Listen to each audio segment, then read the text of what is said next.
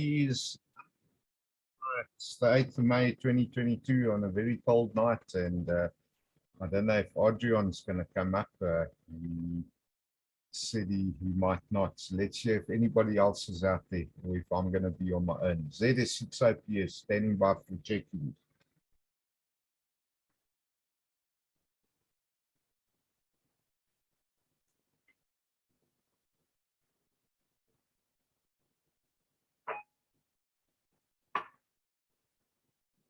Okay, good stuff there, Mr. Pierre. Good evening to you. At least I'm not on my own. I won't feel like an idiot there talking to myself again. Okay, let's hear. Any other check-ins? Kayla is up. At least I think she is. I'll check with her now on Zoom. Anybody else? ZS6OPS standing by for this week's check-ins?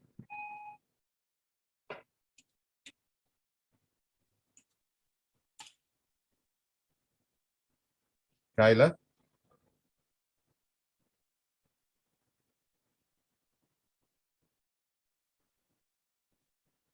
All right, so I see you unmuted, but I don't hear you. Now you're muted again.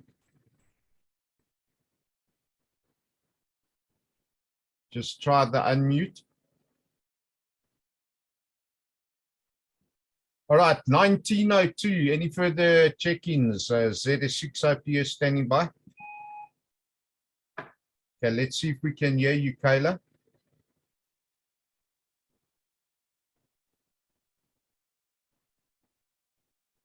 No, I'm not getting anything.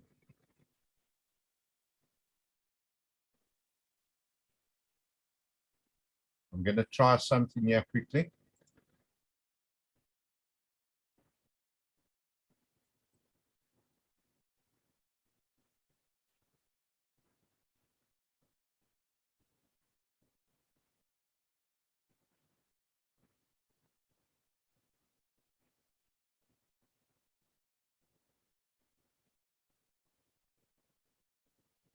Okay, 1903. Let's see. Any further check-ins for this evening's net? ZS6OPS still standing by.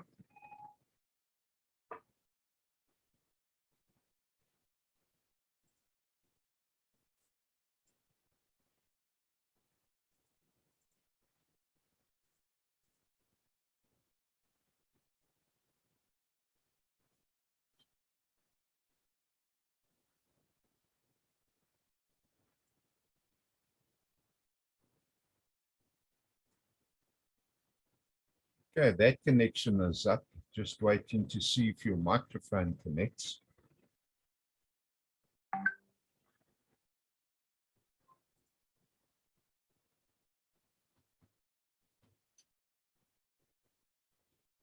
Okay, let's do second last call for check-ins. ZS6OPS standing by.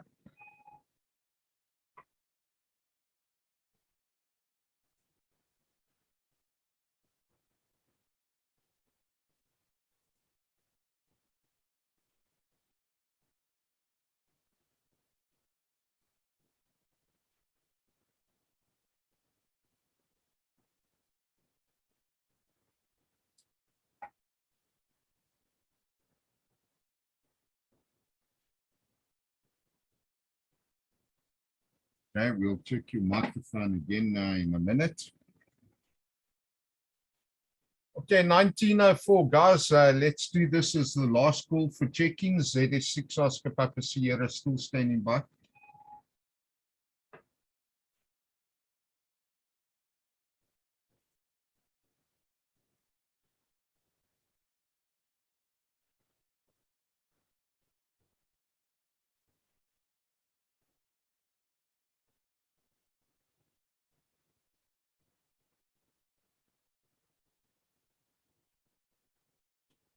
Okay, nothing else heard there. Not a problem at all. At least we got Pia up, and I think Kayla's up. She might be able to hear, might not be able to speak back to me on Zoom. Internet connection is down. So having said that, I'd like to firstly open the net and say good evening to everybody. Thank you for calling in there, Pia, and thank you, Kayla, for coming up on Zoom. And of course, I know we will have certain people, or we will have people out there at least that are just listening and are ultimately too shy to actually call in. Good evening to you. This net runs every Sunday evening from 1900 for approximately an hour, usually about 30 minutes or less, depending on whatever's happened during the course of the sort of week. And of course, I need to remind everybody that you do not need to be a member of any club, body, entity, or otherwise to join the net. All you need is a paid-up ICASA license to use any of the amateur bands. So I'd like to encourage you guys, please call in, check in, come and listen, come and participate, get involved. The more people that are on net, the more interesting I can make it. Otherwise, I will look like a real idiot that just sits there talking into a screen with nobody on the other side or purpose on the other end. So let's move on from that point. Really not much to actually report on this week, except of course for today's thunderstorms, and we had a bit of lightning out in Rudapert, and it has become extremely cold as a result of that. On the COVID front, of course, COVID definitely is not over. Firstly, all of the regulations have in actual fact now been lifted, including the interim regulations that were put in place for the 30-day period following the lifting of the national state of disaster. However, it appears that there were some regulations that were, at least the health regulations were amended, and I actually did mean to try and find the act with regards to the wearing of masks, and I have a feeling, yes, there we go. Section 16A1, subject to the provisions of sub-regulation 5 to 6. The measures stipulated in sub-regulations 2 to 4 must be adhered to. Let me clear the timeout timer. Okay, ZS6 OPS returning. So the National Health Act regulations on surveillance and control of notifiable medical conditions has been amended, which now stipulates that for the purpose of this regulation, a face mask means a face cloth or a homemade item that covers the nose and mouth. A person must, when entering and being inside an indoor public place, wear a face mask. No person may use any form of public transport if they do not wear a face mask. So face masks, in essence, are still a reality. And of course, as I've just said, you are still required to wear face masks indoors in a public place and, of course, in public transport. Now, during the course of the week, I must admit, we've had quite an interesting week with regards to the national figures, with the South African cases in actual fact swinging between 3,000 new cases a day and 9,500. That's the highest that we've had this week. Now, for those that are listening and for the benefit of the recording, must bear in mind that over the past 2 years, when we've reached these sort of high numbers of COVID cases, it has in actual fact shifted us into different levels of lockdown. But now that we are not in a national state of disaster, there is no way to, in actual fact, implement any form of lockdown. And I think it really and truly comes down to being diligent and ensuring that, we still maintain physical distancing, we still sanitize hands, and of course the wearing of face masks, which is still a regulation requirement, or still required as per the regulations. And this should in actual fact assist in keeping the numbers or bringing the numbers down again. And then I know NICD and the Health Department and World Health Organization maintain that the vaccination does assist. It doesn't prevent you from getting COVID, but it does in actual fact prevent you from having extreme cases that could be deadly. And on that particular point, South Africa's figures, let me clear the timeout timer. Okay, ZS6OP is returning.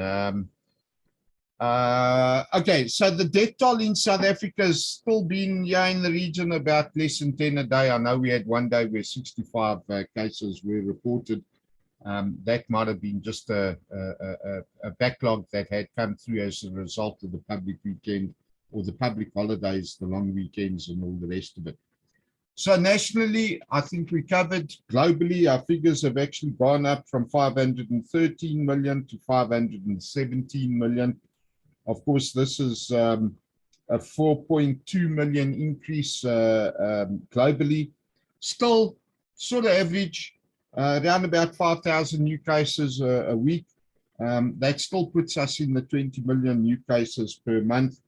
And the death toll globally has gone from 6,235,000 to 6,250,000 people that have lost their lives globally.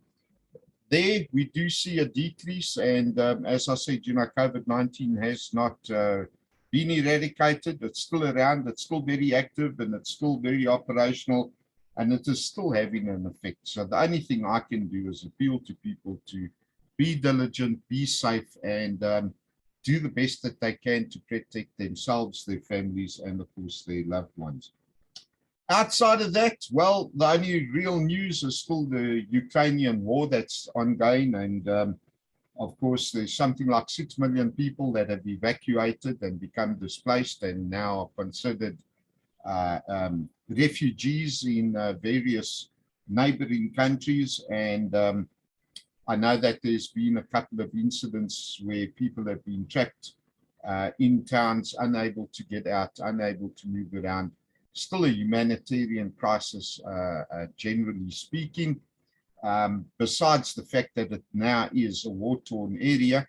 But from the humanitarian aspect, there's a fair number of people, women, children, elderly, that have been affected, unable to get to safety. Several cases of reports, or at least reports of several incidents where communities are without food, water, and of course electricity has been affected because of the infrastructure damage and damage to infrastructure as a result of bombardments and all the rest of the good stuff. And then of course, outside of the Ukrainian war, there's still the cleanup operation that is taking place in KZN. Let's clear the timer. All right, that gives my finger a bit of a break as well. The KZN situation, still busy with cleanup. I'm not aware of whether or not the search and rescue, search and recovery operations have been called off in their entirety. I know that last week, several of the search and rescue teams vowed to continue searching as best possible. Unfortunately, again, that day has fallen off of the news cycle, and very little on statistics is sort of filtering through. Maybe the local newspapers are covering it, but of course I don't have access to those. Well, I must admit, in all honesty, I haven't looked for any of the local publications in the area to see if there are any figures that are being sort of given out, reported on, etc. So now that winter's here, I think it's time to call it a night. So thank you yet again. I will do a final call for late check-ins. If nobody else comes up, then of course I'm going to close the net down. ZS6OP is standing by for further check-ins.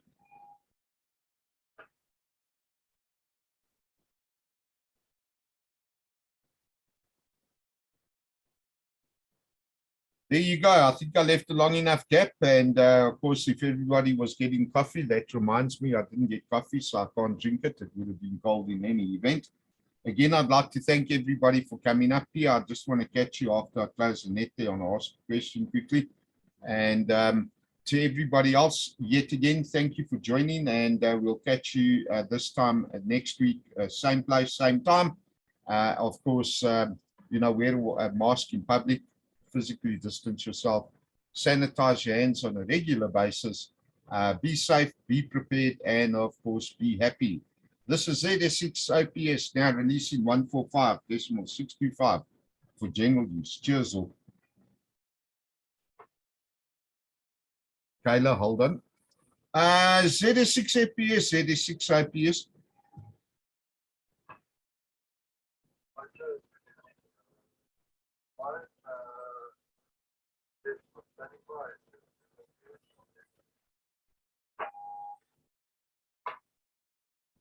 All right, good stuff. Now, I just wanted to know, are you on the handheld? Because I've had to pump the volume up like big time. And then, of course, after we looked at one of the electrical problems here, I've now got, sounds like a ground loop. I'm on my amplifier. So I've got to sit with this hum in order to hear you. I just wanted to check, are you on the handheld there? ZS6 FPS, ZS6 OPS.